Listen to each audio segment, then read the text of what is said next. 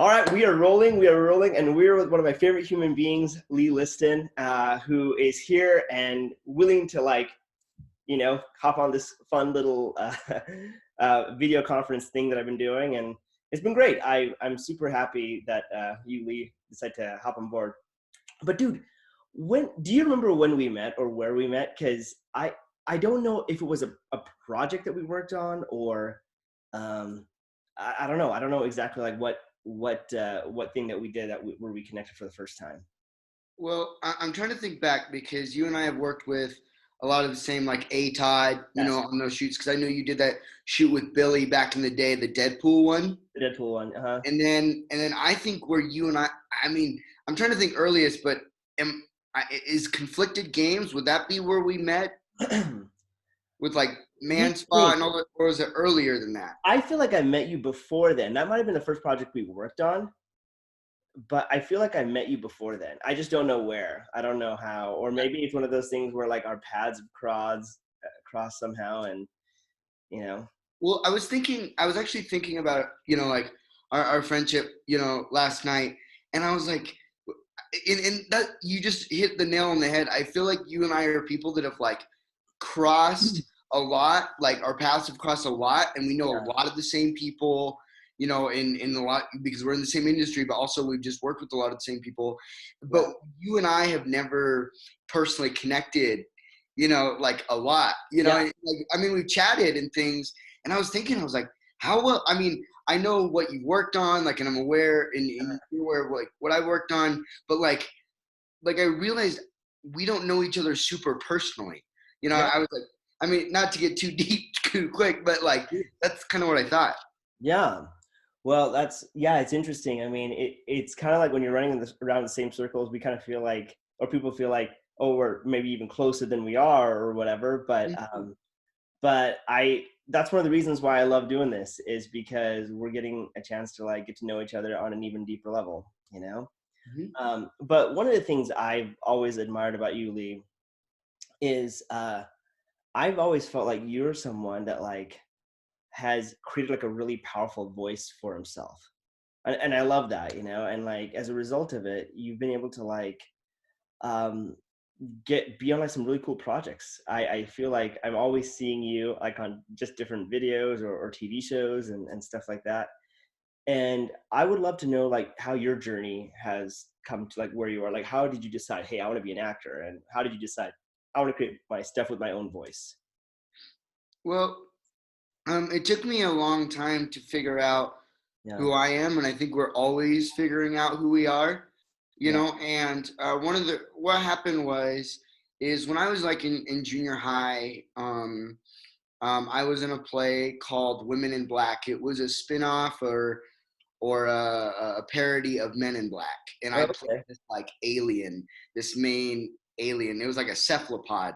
Okay. That's what they called it, and and I had some experience in acting, but at that time I was only doing theater projects or theater things because my friends were doing them. I wasn't really doing them for me. Like I was, I had no idea or motive to create a career out of it, and it didn't never felt feasible or I never thought about it. And then what happened was is growing up, I went on my mission and I served my mission in the Philippines. Hmm. And when you're on your mission, you're teaching people all the time, and you go to things like district meetings and in zone meetings, and you do these things called role plays, right? Where you pretend to teach an investigator, someone you're teaching, and you talk about their concerns, like maybe they have a problem with the word of wisdom, or maybe they have a problem with chastity, or whatever their specific concern is. And the goal is when you're being taught, like the missionaries, and you're pretending to be their investigator that they're teaching, Yeah. only learning and internalizing what they're telling you about the investigator, and then you're hopefully by the spirit can kind of get some idea of what the internal concern actually is.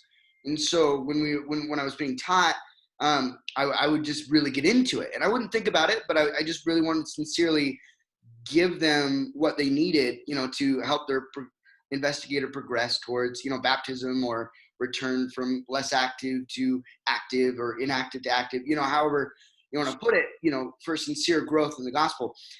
And I remember we would do these role plays, and people would be like, Lee, I mean, well, Elder Liston at the time, have you ever considered being an actor? And I was like, well, I mean, I don't know. Like, I mean, I could, I guess, I don't know. Like, Yeah. it felt good, right? Like, that felt validating to me. And so when I got home from my mission, I got to my YSA ward where I faithfully met a guy named Elder Bergen, who is Barrett Bergen, and he was a filmmaker, and I met him, and we were chatting, about missionary work and what they were doing, and he told me, "Have you ever considered being an actor?" And I Wow. was, Yeah. people tell me that, Yeah. so that's kind of really what got the ball rolling. And he told me, he's like, Lee, go to Provo, because I was planning on moving to Provo to go to UEU, Yeah. um, originally. And he's like, I'm gonna go to BYU, but when I get out there, just start networking, meeting people, Yeah. and getting on projects, and that's kind of what got that internal driver and ball rolling. Yeah. Yeah. Well, the thing that I also love is just like, so you got the ball rolling, and it's interesting because like I know for me, uh, as an Indian actor, it was tricky to get work in Utah initially. It was tricky because there just wasn't roles for me. I remember um, feeling like if ever I was getting a role, it might be like an extra role or like a role with like one or two lines, but like never the leads. Never those type of things. But what I started noticing was as I started making myself known a little bit more, and just started I don't know, creating work for myself and people started seeing my work, Mhm. suddenly there were more roles for me. There were just people just started writing roles for me and they said, oh, I like Sharon in this, let's put him in that. And then I moved to LA for 10 years or so and was doing some shows there and definitely got a lot more opportunity in LA. But what's been interesting is as I've come back home, I feel like there's tons of roles now for me all of a sudden. And my agent is like, dude, we have tons of stuff for you. So what about you? Like, how have you like been able to like create that market for yourself and create like all kinds of work for yourself? Um, well, I mean, first of all, Sharon, I don't mean to like just like really, really quick. I want to tell you, when I met you, I Hmm. knew you had an energy that would attract roles and like get work all the time. So Oh, I don't doubt the people that met you, like maybe you felt that internally, but yeah, I don't doubt that the people around you looked at you like I bet they looked at you and goes, yeah, he'll make it. Like, I don't know how vocal they were about it, but yeah. I know that they looked at you and they would say that, like, and feel Oh, that. And so like thank you, that's man. what I felt when I met you. I was intimidated when I met you because I remember when we were chatting it. We were preparing to shoot for Conflicted, and Yeah. I came over to the little house where Noshly was, and then Mhm. where I met them, and where I was talking to you, and you were just like working on stuff. So anyway, sorry, I don't mean to No, detract, no, no. You're too kind. Yeah. but that's what I want to say there. For me, so when people with dwarfism go into acting, it can kind of be an intimidating thing, and it's a polarizing thing Yeah. because you have actors like I'm nowhere near the first little person to pursue acting, or let alone the first little person to make it, in acting. I mean, not that I've made it, but like if you look at Billy Barty Hmm. and Billy Barty, he started Little People of America. He was an actor for a long time. Yeah. He's in Willow. If you've seen Yep. Willow, he's the Yep. wizard. Yep. Follow the bird. If you remember Yep. that line, that's him. He's the wizard. And then of course, Warwick Davis, who's Willow, and then Peter Dinklage. And I kind of looked at them, and I was kind of looking at them and like how they migrated, to go from being a background, Oompa Loompa, or like like in the Charlie and the Chocolate Factory, to like a leading role like Willow. And I kind of like with my own thing, I started to take, for a little minute, I took the gimmick roles, like not to downplay the roles that I've gotten or downplay the work that I've done here, Yeah. but like literally the first role I took was I was one of the seven dwarves in a Disney Shake It Off video, and I kind of took that gimmick, but I always wanted to be more than that, not to say that that was like bad, but like I did my role in that, but I wanted better roles, like you and I talk about leads and things. And so I would network and, meet people, and I started to take these roles that maybe weren't like the ideal for my acting, but I started meeting people, making people aware of my existence, my caliber. And maybe while like you watch the take, you're like, oh, that's not Daniel Day-Lewis, but maybe we're interacting between takes, and you're like, oh, you've got some ambition. You want to make something.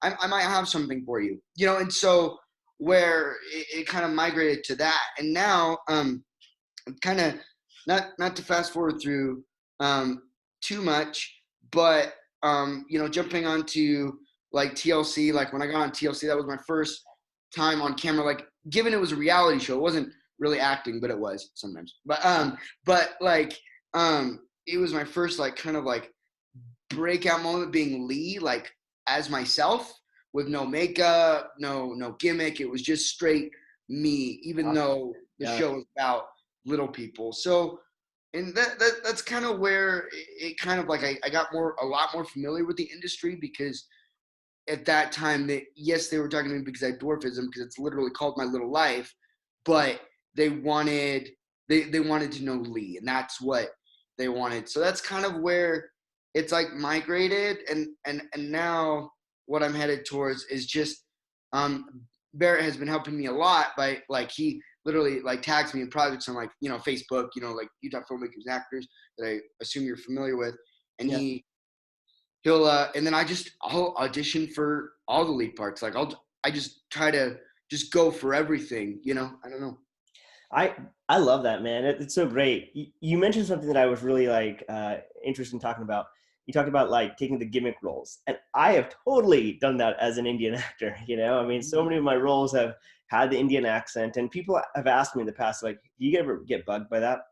Honestly, I don't. I personally don't. And the reason why I don't is because I just think, look, if the story calls for a character from India, and it fits the story, then I'm happy to play that part. I'm happy to be that character. I don't.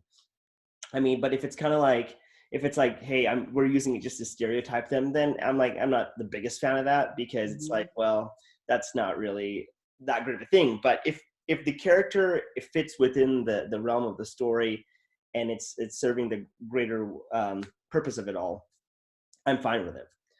That being said, um, I was very honored when I was able to do other parts that involved me just being an American, and being able to like speak with an American accent, because yeah, frankly, like I was born in India, but I grew up in America. Like I was 6 when I moved to the States. And so much of my life is here, not in India. But Mm-hmm. but I understand what you mean by that taking that gimmick role, and then saying, okay, well, this is what this was, but now I want to like keep moving forward and creating my own voice, and yeah, Peter Dinklage is a great example of someone that has really succeeded, I feel, and has Mm-hmm. taken ownership and has like done some really great stuff with his career. Now, I want to talk a little bit more about, I guess, some of the struggles you've had, like just growing up, and how you've been able to like cope and find joy and peace. um but when would you say would be the times in your life when you're like, oh man, like I feel like I've been presented with a lot of challenges? Or have you ever felt that way? Um, I mean, I want to lie and be like, oh no, I've just been Yeah. unbelievably positive and just coasted through life in a way. I think I think the first time I remember when I was a little kid, I was kind of getting, so there's a group called the Little People of America. It's kind of where they'll have local chapters where little people can go and be with other little people, and kind of just be within the community to be able to advocate. And I remember going and to these events and kind of like internalizing it, almost not being aware though. Like I was like I have dwarfism, they have dwarfism. I didn't think about it because it was normal, Yeah. for me to be there. And when I got there, and we went with his family to the zoo, and I remember just like standing and looking at my hand looking at their hand, Mm. my arm, and looking at their arm, and kind of acknowledging and kind of becoming self-aware that I had dwarfism, and not really seeing it. And then it kind of got hard because the hardest part about being with someone who's different, in any capacity, Mhm. um, is that when you go into public, like, you're seen. People are aware that you exist, whether you like it or not. So for instance, kids will point to like, "Hey, mom," and the word midget is very derogatory, among little people for the most part. Sure. And like, "Hey, mom, look, a midget," and you're kind of like, Mm. like, you don't want that attention. Like, "No, I'm Lee. Like, I'm a cool guy. Like, talk to me. Yeah. Like, get to know me." And Mm. and and and it's like you kind of can't get a. Sometimes it's almost like big fame, like fame in a way. Like, it's like you can't get away from it, Yeah. and so it kind of gets hard, and you kind of have to put things into perspective. So I feel like that's kind of been some of my biggest challenges, is kind of embracing that and Yeah. dealing that from day to day. Sometimes I'm hangry and I've had a long day, and I'm going out to like maybe get one or two groceries, and I don't want to be a walking seminar, and explain my dwarfism, in any given time. But I also want to when the time allocates. Yeah. Well, it's so interesting because that feeling of being self-aware, I've had that to an extent being, growing up in Utah County, where, I'm like one of the few Indians that I've ever known in Utah County, and it's interesting because I remember my very, very, very first day of school in America. I was in first grade and I just barely came to it was to Wasatch Elementary. And now keep in mind, I had gone straight from an all boy Indian school. We all wore uniforms, all this stuff, came to America. And now there were girls in the class. Everyone had white skin, blue eyes, blonde hair. And they were all looking at me. And I'm like, I remember feeling so awkward, and so like the center of attention. Back then, when you were kids, everyone just embraced you and just loved you, and it was awesome.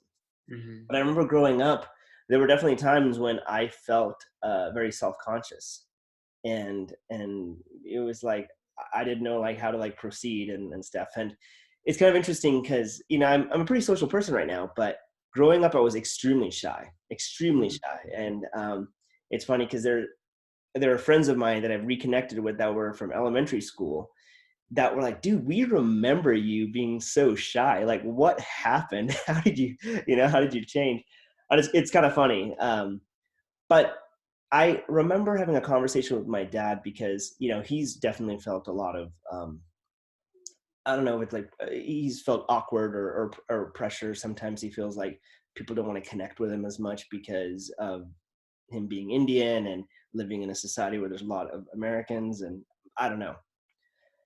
And then he asked me, he's like, if I felt something similar. And I kind of going back to your point, I did until I started to just kind of embrace who I am Mm-hmm. and love myself. And the most interesting thing happened. Like the moment I learned to embrace who I am and love myself, it was almost like automatically other people just kind of like embraced me and loved me. I didn't do anything. I didn't have to like force it. I didn't have to like try anything new or act a certain cool way or anything. I just learned to embrace myself and love myself for who I was.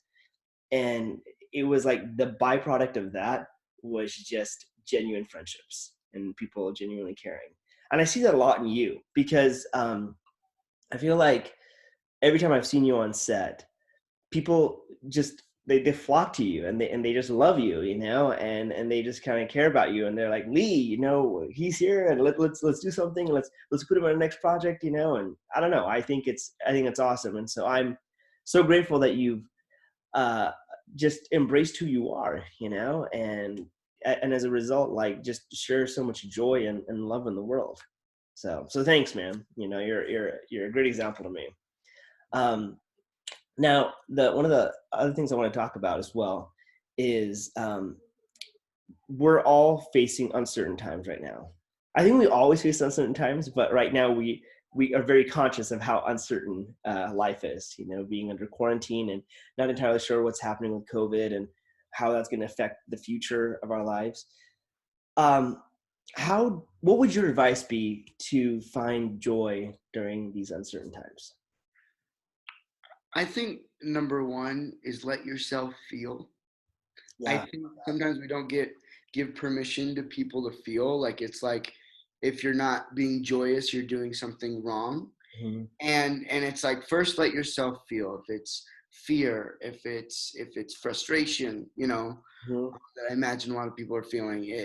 Everybody's life is on hold, and nobody likes that. Yeah. And but I think like let yourself feel that and just let it come and then let it go. Mm. Like let it go and kind of start like adjusting into a way that works because there it's kind of like if you're playing like a puzzle or you're playing a video game where you're trying to get through this thing and it gets annoying sometimes because like you keep dying, you keep dying, you keep Yeah. dying, or you keep losing, and there's a way through. There's a ultimately a way through, but like you kind of have to stay persistent without getting too frustrated. Yeah. And I think it's like just know that there's a way through to the progress. There's a way to still maintain success as an actor Yeah. if all projects are shut down. What are you doing? Are you studying? Are you like one thing I've tried to do is watch a movie every single night. And I treat it like work, but I also take it serious in the sense of I don't feel like I still enjoy the movie, but I understand like even if I don't feel like watching a movie at first, I still watch one because I want to learn and process and take in all that these amazing actors and amazing people Yeah. have to offer. And I've especially watched a lot of local stuff lately, a lot of amazing shorts that I've been sharing on my Facebook, so other people can enjoy them as well. But also just taking in because I watched The Prestige for the first time. Mm. Like I Mm. had never seen that. And Yeah. that blew my brains out. I was like, you Yeah. know, and had it not been for this quarantine and me forced to settle down, I Yeah. may have never watched something like that. I love that, man. I mean, um, you're kind of in a sense like taking care of the things you can control and letting the things go that you can't control and Mm. identifying, hey, this is what I can do as an actor, this is what I can do, and the things that I can't do, I just let it go. But there's a lot of people I know that they feel anxiety, but they're not able to let it go. So how would you help someone let something like that go? Like how do you just let something like that go? I repeated myself twice. I apologize, but yeah, yeah, Um, well, I think one thing that helps me a lot is, and not, what I do doesn't work for everybody, so it's not like a copy paste thing, but it has what has worked for me hmm is I do this some of the same things I've done even before, way before coronavirus hit was is I meditate every morning. I meditate and I breathe in and I let my mind like go wherever it wants to go, whatever it wants to think about. These 10 minutes that I'm meditating, and I use this app called Headspace. It's like guided meditations. cool, And I'll let my mind go everywhere, and then just let myself flow through the day. And it's like, and so I think the best way for somebody to number one handle what you're not taking care of. There's things you're not taking care of that you need to be doing. Get take care of the things you need to take care of, and then number two, like meditate, and number three, just really just breathe and be present, because the more present you are with your current reality where you're actually at, yeah, because anxiety is worrying about the future, and depression tends to be about focusing on something from the past. right, And that's why I think being present hmm is super important, even though it feels repetitive, right? To wake up and do the same thing over and over again. It's still different than the day before. I was recommended this book that I just barely started reading this morning, just the first couple chapters, and it's called Real Love. Mm. And um, I don't know if it'll be like a spiritual book or whatnot, but you're a spiritual guy, I'm a spiritual guy. And one of the things that I love and been kind of meditating upon is how Jesus was all about charity and unconditional love. And just thinking about unconditional love and what that means is to, I don't know, I think back to what you're saying about being present, to truly love what is, and to just, without any labels, without any attachments or like predetermined thoughts that think this is what the outcome needs to be, to just love what is and to focus all your attention and your energy on loving what is. Even though we may not like it, even though we may not like our present circumstances, to just kind of embrace it and to say, okay, this is where we are and this is what we have to work from. I think it's very important. But yeah, I really believe that, specifically in regards to meditation, conscious focus on your breath and just, just taking those deep breaths in and out and saying, okay, I am grateful that I can breathe a little bit and just focus on right here, right now. Sometimes that's all we can do, and that's all we can even, I don't know, like it simplifies things a lot, but it also lets things be a lot more peaceful. And when people operate from a place of peace and simplicity, I feel like we tend to then be a lot more compassionate to each other, less judgy. So anyway, Lee, you're awesome, man. I really appreciated like this conversation. I can't believe that it took something like this to have like a deeper conversation, but I really appreciate that you took the time to hop on and chat with me. Do you have any other like last thoughts that you want to discuss before we wrap this up? Well, I mean, it's more like directly to you where I talked about at the beginning of our paths have crossed a lot, and it's been really fun listening to your story as well. I almost felt bad that there's an interview with me because I feel like there's a lot like of stuff that I want to ask you and get to know you more Ask me. Ask versus. me. I mean, that's the thing. Like, I want this to be a thing where it's like everyone's talking. I don't want it to just be me asking questions. So yeah, Yeah. What's been like? I don't know because like because I messaged you last night, because I yeah, wanted to be more familiar with your work and like what sure, you're doing and yeah, like what you've worked on. Because I remember seeing you shared a thing with like Rob Lowe, like yeah, and I always thought that was really really cool. I was like, yeah, whoa, like serious business. And then I saw you up at Sundance. That's where you and I bumped into you because you were with Billy one time and you yeah. bumped up there. What's been like? I mean, because obviously, like you've had roles in Utah and Hmm. you've had roles in California. What's Yep. been like your favorite role that you've like that you're like, dude, this is like one of my most, that's I know it's hard to spot, but like, what's been one of your most favorite roles? It's difficult to answer that question because I love different things for different experiences. Mm-hmm. Love Silicon Valley because of just the character, the people I was working with. That was like one of my first experiences being on TV, like doing a TV show. Actually, I think that was my first TV show, Silicon Valley, and so that was really cool. Working with Mike Judge was awesome. He was so he was so gracious to me, and he really just let me do my thing. Like he was so hands off in the way he directed. Mm-hmm. He was very very kind and gracious, and said, "Hey, these are my thoughts, but what do you think?" And he always let me have ownership. So I love that. I love there was a show called Scorpion that was on CBS. I don't know if it's still on or not, but that was a really cool experience because I was only on that show for like 2 days, but just the uh, the energy of the director was Mm-hmm. amazing. I loved it. He was just so enthusiastic about stuff and how he'd take care of all of us as we were directing. I mean, he was just so excited and made me excited to be a part of the project. So that was awesome. One of my all-time favorites was Criminal Minds Mm-hmm. because of how kind everybody was. I mean, I was so shocked. It's a really intense opening.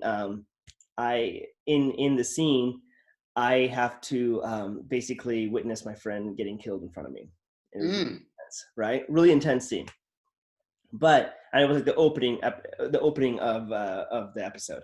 So for the first 2 minutes, it's just like interaction with him, and then all of a sudden, craziness ensues. Now, while we were shooting this, I was so like, because I like to produce my own stuff, I always try to observe like how sets are run and everything. Mhm, mhm, That set was so full of joy and kindness. It was mhm, crazy. The first AD was this really, really pleasant woman that just spoke so kindly to everybody, and everyone just like rushed to do it. And I was like, this is amazing. Like, this is so so peaceful and so like kind. And the director from that show lives in Connecticut. Doesn't even live in LA, but they fly him out to do the show, and then he goes back.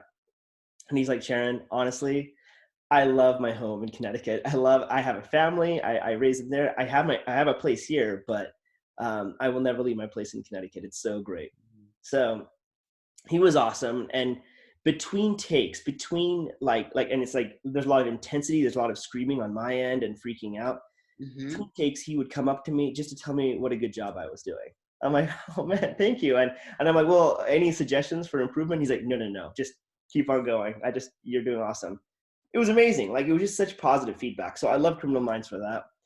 Um, I the show with Rob Lowe was Code Black, and that one was really funny because I went to the audition, and it was one line, and my one line, I think I even remember it now, was for a character named Nurse Brian, and I Mm, have to say, you and everybody else, that mudslide brought half of Malibu in. It's kind of a simple line. It's just mhm. you and everybody Yeah, else, that mudslide brought half important, of Malibu in. important. Um, but I went into the audition, and there was like, I remember there was like this sheet of like tons and tons and tons of people like that went for like sheets and sheets and seats, all saying Nurse Brian, Nurse Brian, Nurse Brian. I'm like, oh my gosh, tons of Mm, people going for this role. I said the line, and I had been rehearsing all day, and I went in there and I totally botched it. I'm like, dude, why am I mm, even an actor? You know? And I totally botched it.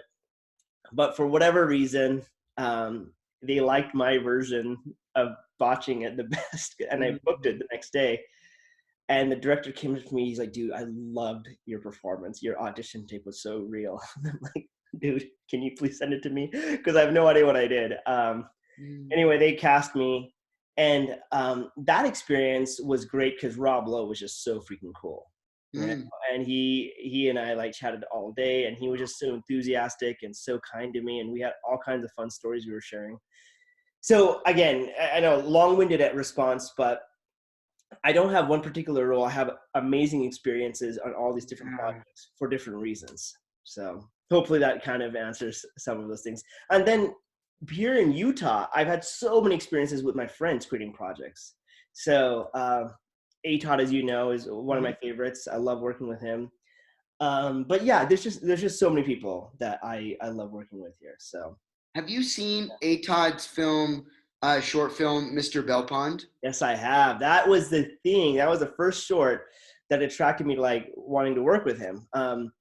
I had met him briefly at the Utah Film Awards, and I'd Mhm. seen some of the stuff that he had done. And then I went and saw the short film, and I was so impressed. And I messaged him. I'm like, dude, I loved it. And then that was like back in 2013, I think. And then we were kind of like talking back and forth and trying to figure out if we'd ever work together. And then in 2016, we did that Deadpool spoof, and then just started working together from then on. Cool. Dude, yeah, no, like it was fun like listening to you because Yeah. it's the funny thing you always think about a role is like when people like say your favorite role, it's like what was your favorite thing? Like you didn't talk about one thing of like when I saw myself on screen or this or that or like what people saw me for. You talked about your experiences on set, which is cool Oh, because thanks. Yeah. that's really the meat of it, right? Like when Mhm. you're having because I see that one little clip of you, saying that line to Rob Lowe, in Code Black that you're talking about, but Yeah. then you go off and had this genuine, authentic day of interacting with them and realizing, hey, like this is feasible, to Yeah. maintain this career because I have there's a place for me, Mhm. in this Yeah. whole scene of because it can be intimidating, but then you still respect them for their work, but you're also not like shying away from your own, feasibility of being where they are in a few years. Yeah. Well, and the thing that was really cool was like, and I'll specifically talk about the Rob Lowe instance, because I mean, obviously, I haven't worked with him on like a lot of projects or anything, which is Mhm, that one day, right? mhm, And I wanted to meet him. I'll be honest. Like I knew I had like a line with him, but I wanted to say hi, you know. mhm. And he was wearing a shirt. Like this was before like wardrobe change and all that stuff. But he was wearing a shirt that said Snowbird Utah on it. And I'm like, dude, this is so easy. This is my end because Mm. I used to snowboard at Snowbird. With Camille. Wait, did Camille snowboard? I did it at Sundance, but I don't know if I did. I Well, snowboard. don't you know Camille? Yeah, wait, which Camille? Camille, yeah, The brown haired Camille that of course, from Sundance, yeah. yeah, that's how I know that you do that. So Okay, anyway, okay, yeah. I'll So shut up. this was like I was snowboarding at Snowbird, and so I went up to him and I'm like, dude, I gotta ask you, like, why are you having a Snowbird shirt on?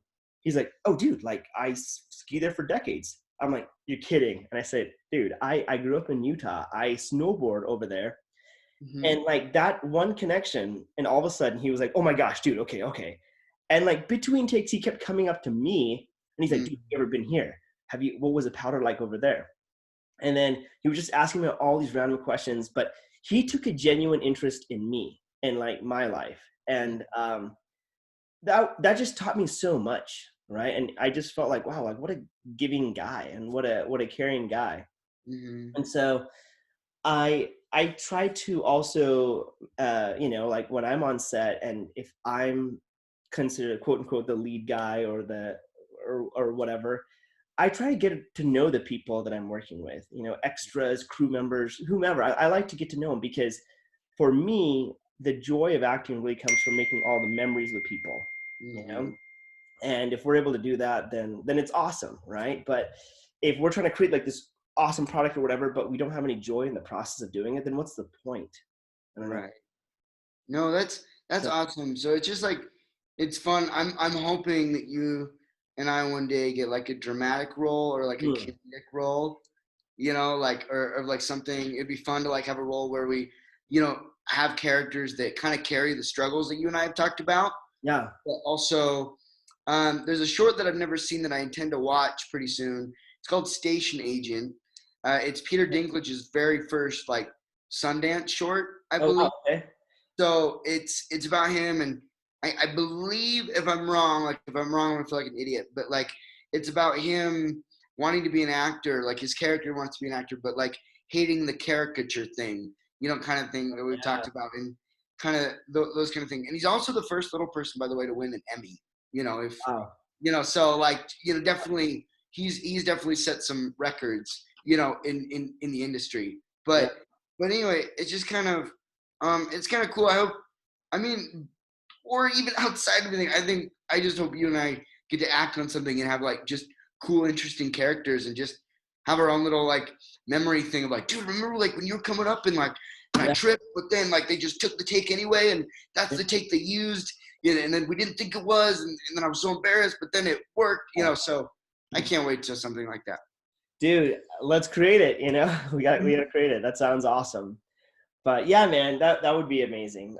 Man, Lee, this is awesome. I wish we could talk forever, but Yeah, thanks for letting me get to know you too. Like, yeah, and man. ask you because I've been really wanting to for a long time. Yeah, Because I've kind of been aware, Sherry, like all our friends know each other, and yeah, now I've gotten to know you, and it's been special. So thanks yeah. for having me on. Likewise. Absolutely, man. I really appreciate it. And once all this stuff blows over, let's work on a project together. How about that? Cool. Sounds like a plan. Awesome, dude. Okay. Good chatting with you, Lee. Take care. Okay. Bye.